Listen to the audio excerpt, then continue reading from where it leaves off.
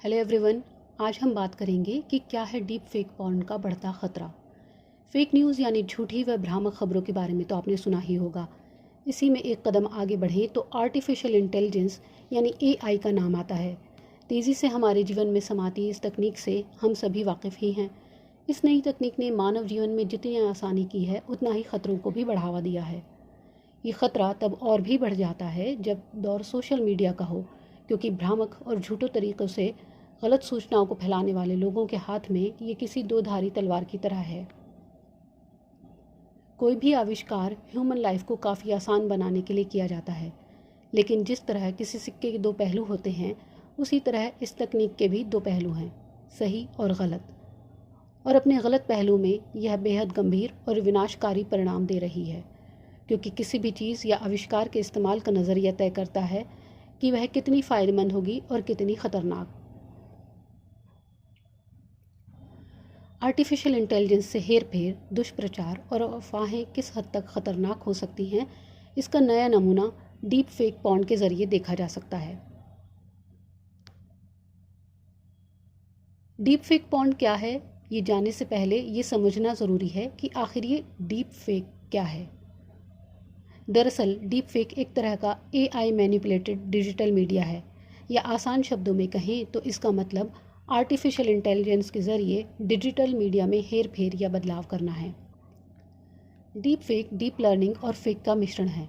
इसमें artificial intelligence का प्रयोग कर किसी मीडिया फाइल जैसे फ़ोटोज़, ऑडियो व वीडियो की नकली कॉपी तैयार की जाती है, जो असली फ़ाइल की तरह ही दिखती है और एकदम वास्तविक लगती है।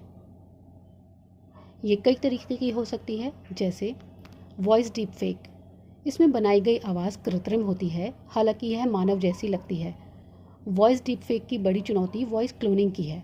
एक आवाज़ को क्लोन करने में हफ्तों या महीनों का समय लगता है, लेकिन आर्टिफिशियल इंटेलिजेंस सिर्फ 3 सेकंड के लिए स्पीकर को सुनने के बाद आवाज़ों की कॉपी बना सकता है। अगला है फेस स्वैपिंग डीप फेक। इसमें फेस स्वैपिंग तकनीक का इस्तेमाल किया जाता है। इसमें वीडियो, ऑडियो और फोटोज़ में एआई का इस्तेमाल कर मैनिपुलेशन और एडिटिंग की जाती है और किसी का भी नकली ऑडियो वीडियो बनाकर वायरल किया जा सकता है। इसका इस्तेमाल किसी से बदला लेने, बदनाम करने, घोटालों और झांसे, सेलिब्रिटी पोर्नोग्राफी, चुनाव में हेरफेर, सोशल इंजीनियरिंग, पहचान की चोरी और वित्तीय धोखाधड़ी आदि में किया जा रहा है। कैसे काम करता है डीप फेक? इसमें किसी व्यक्ति द्वारा बोले गए शब्दों, शारीरिक गतिविधि या अभिव्यक्तियों को दूसरे व्यक्ति पर इस तरह बदला जाता है कि वह बिल्कुल विश्वसनीय और असली लगता है। ज़्यादातर मामलों में यह पता करना बेहद मुश्किल हो जाता है कि दिखाए गए मीडिया में व्यक्ति की या आवाज़ असली हैं या नकली।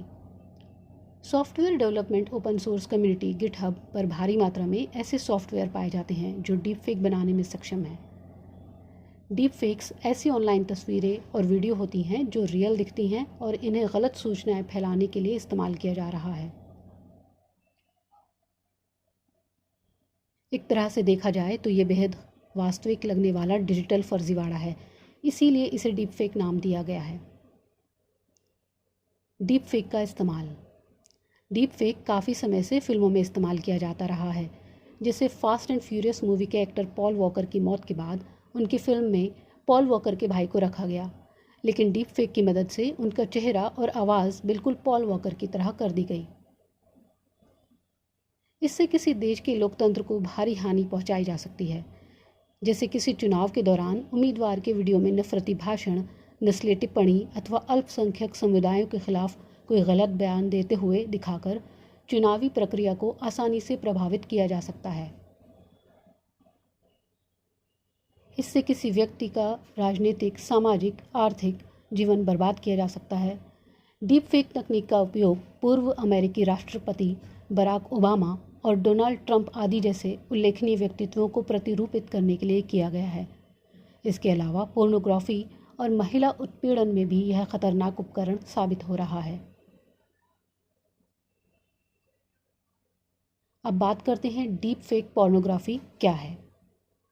डीप फेक शब्द की शुरुआत की बात करें तो 2017 में एक रेडिट यूज़र ने पॉर्न के लिए एक फोरम बनाकर इसकी शुरुआत की, जिसमें अभिनेताओं के चेहरे की अदला बदली की गई थी। इसमें उसने स्वयं को डीप फेक कहा था। इस यूज़र ने अश्लील वीडियो बनाने और पोस्ट करने के लिए गूगल की ओपन सोर्स डीप लर्निंग तकनीक में हेरफेर किया। डीप फेक के गलत तरीके से इस्तेमाल का पहला मामला पोर्नोग्राफी में सामने आया था। ऑनलाइन आईडी को प्रमाणित करने वाली Sensity.ai नामक एक वेबसाइट के मुताबिक 96% डीप फेक अश्लील वीडियो हैं। डीप फेक पोर्नोग्राफी में ख़ास तौर से औरतों और लड़कियों को निशाना बनाया जाता है। इसमें अश्लील एवं नकली तथ्यों के आधार पर महिलाओं को धमकी देना, उन्हें भय दिखाना तथा मनोवैज्ञानिक रूप से उन्हें हानि पहुंचाने जैसी गतिविधियां शामिल हैं। ये महिलाओं को एक यौन वस्तु की तरह पेश करते हैं। इसमें किसी भी अश्लील वीडियो में किसी भी महिला की तस्वीर या आवाज़ या दोनों को किसी अन्य के चेहरे के साथ इस तरह मर्ज करके दिखाया जाता है कि वह एकदम असली लगे और ऐसा लगे जैसे वह गतिविधि उसी महिला द्वारा की जा रही है जिसकी कि वह तस्वीर या आवाज़ है। ऐसे में आप खुद ही अंदाज़ा लगा सकते हैं कि इस तकनीक का गलत इस्तेमाल किस हद तक घातक साबित हो सकता है या हो रहा है। उदाहरण की बात करें तो साल 2021 में हॉलीवुड एक्टर टॉम क्रूज़ का एक वीडियो सामने आया था जिसमें वह एक टिकटॉक स्टार के वीडियो में लड़खड़ाते हुए देखे गए थे। इस ट्वीट के वीडियो को देखकर किसी को भी यही लगेगा कि ये टॉम क्रूज़ हैं, पर असल में यह टॉम क्रूज़ नहीं है क्योंकि यह एक डीप फेक वीडियो था। हाल ही में उत्तरी चीन में एक स्कैमर ने काफ़ी एडवांस डीप फेक तकनीक का इस्तेमाल किया और एक व्यक्ति को अपने खाते में पैसे ट्रांसफ़र करने के लिए मना लिया। स्कैमर ने यहाँ AI पावर्ड फेस स्वैपिंग तकनीक का इस्तेमाल किया और पीड़ित का करीबी दोस्त बनकर उससे फ्रॉड किया। इसके अलावा आप इस इमेज में रूसी राष्ट्रपति व्लादिमीर पुतिन के मूल और डीप फेक वीडियो की तुलना कर सकते हैं और देख सकते हैं कि किस प्रकार यह काम करता है। समाधान क्या है? डिजिटल साक्षरता। आज के डिजिटल युग में किसी भी खतरे को समझने के लिए उसके प्रति जागरूक होना बहुत ज़रूरी है। इसके लिए जनता का समझदार होना आवश्यक है। साथ ही मीडिया साक्षरता की कोशिशों को बढ़ाए जाने की ज़रूरत है। भ्रामक सूचनाओं और डीप फेक से निपटने के लिए मीडिया साक्षरता सबसे असरदार टूल है। सत्यता को परखें। सोशल मीडिया पर कुछ भी साझा करने से पहले उसकी सत्यता को परखना चाहिए। कानूनी उपाय।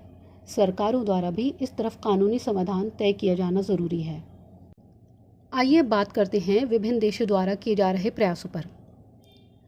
चीन ने एक नई नीति का निर्माण किया है जिसमें सेवा प्रदाताओं तथा उपयोगकर्ता यानी सर्विस प्रोवाइडर्स एंड यूज़र्स अनिवार्य रूप से यह सुनिश्चित करेंगे कि उनके द्वारा ऐसा तकनीकी पारिस्थितिक तंत्र यानी टेक्नोलॉजिकल इकोसिस्टम बनाया जाए जिससे तकनीकी आधार पर विकृत या टेक्नोलॉजिकली डॉक्टर्ड सामग्री की उत्पत्ति के स्रोत का पता लगाया जा सके। वहीं ताइवान की संसद ने डीप फेक पोर्नोग्राफी को नियंत्रित करने से संबंधित एक मसौदा कानून को मंजूरी प्रदान की है।